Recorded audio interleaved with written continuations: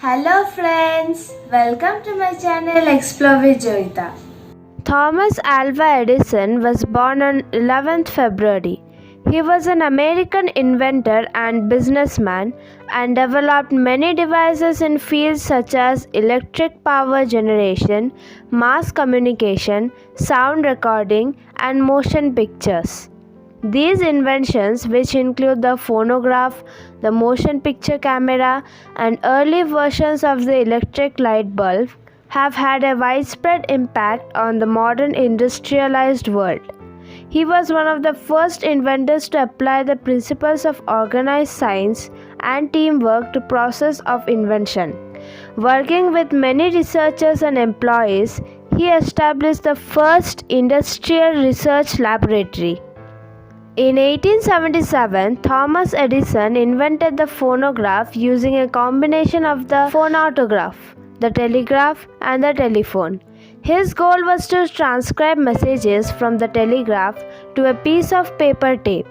The transcribed message would then be in a format that allowed the individual to send out the same message repeatedly via a telegraph. After Edison realized that his device may have other application in relation to the telephone, he worked to develop a strategy to record sounds. He developed a device that would use one needle to record the sounds onto a cylinder with tin foil. A second needle was used to replay the sounds via the phonograph. After its invention, Thomas Edison recited a poem on his newly invented phonograph in 1877 in order to see if the machine actually worked. In this 1977 recording made by Thomas Alva Edison at the Golden Jubilee of the phonograph ceremony, he recalls the first words he spoke into the phonograph, a recital of the Mary Had a Little Lamb nursery rhymes.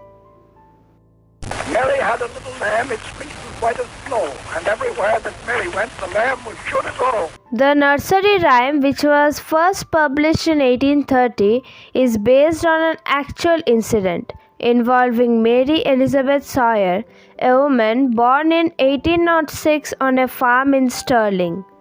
In 1815, when Mary was 9 years old, was helping her father with farm chores when they discovered a sickly newborn lamb in the sheep pen that had been abandoned by its mother. After a lot of pleading, Mary was allowed to keep the animal, although her father didn't hold out much hope for its survival. Against the odds, Mary managed to nurse the lamb back to health. In the morning, it was able to stand, and from that time it improved rapidly. It soon learned to drink milk, and from that time it would walk about. And yes, the lamb would indeed follow her wherever she went and did have a fleece as white as snow. One day, Mary was heading to school with her brother Nathaniel Sawyer. When the lamb began following them, the siblings apparently weren't trying very hard to prevent the lamb from tagging along. Even hauling it over a large stone fence, they had to cross to get to Redstone School, the one-room schoolhouse they attended. Her brother Nat said, "Let's take the lamb to school with us." Mary secreted her pet under her desk and covered her with a blanket. But when Mary was called to the front of the class to recite her lessons, the lamb popped out of its hiding place and, much to Mary's chagrin and to the merriment of her classmates, came loping up the aisle after her. The lamb was shooed out, where it then waited outside until Mary took her home during lunch. The next day, John Ralston, a student a year or two older, handed Mary a piece of paper with a poem he had written about the previous day's event.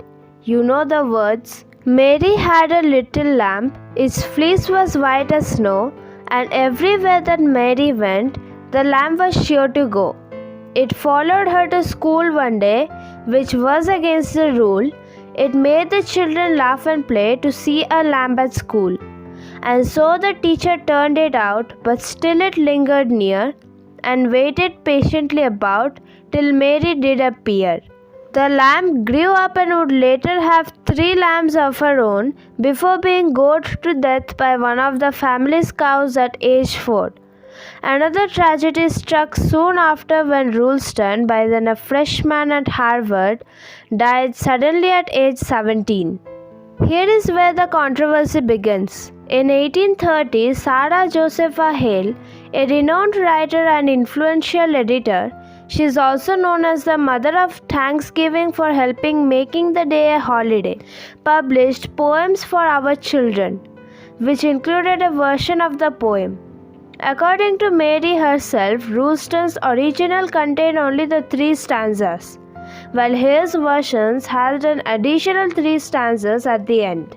Mary admitted she had no idea how Hale had gotten Redstone's poem. When asked, Hale said her version, titled Mary's Lamb, wasn't about a real incident, but rather something she had just made up.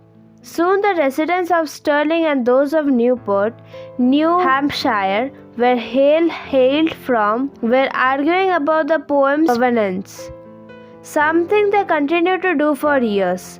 In the 1920s, by which time both Mary Sawyer and Sarah Hale were dead, none other than Henry Ford, the man who revolutionized the auto industry, leaped into the fray. The inventor sided with Mary's version of events. He ended up buying the old schoolhouse where the lamb incident took place and moved it to Sudbury, Mass.